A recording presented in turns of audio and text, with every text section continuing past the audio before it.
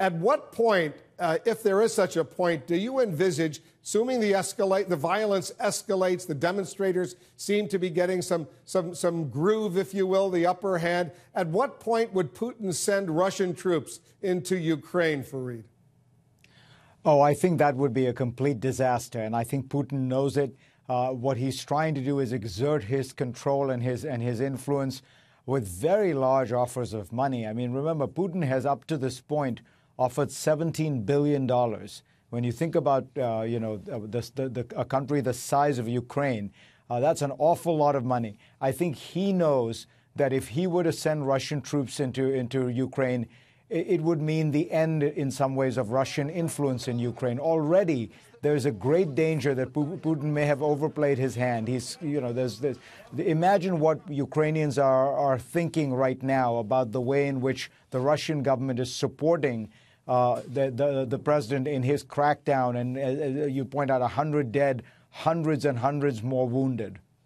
The president of the United States, President Obama, as you know, he's warned of, quote, consequences if people step over the line. Now, his critics are saying that's an empty threat, if you will. The U.S., the Obama administration has made similar threats in Syria. Red lines, for example, didn't follow through when the red line was violated. Is this a hollow threat?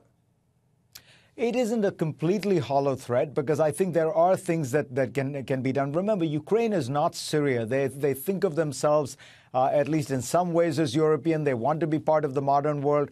They don't want to be a pariah state. And if you were to talk about how officials, members of the military or police who were to take part in this crackdown would be held personally responsible if we threatened that they were to be put on some kind of a war crimes list, I think that would have a very powerful effect.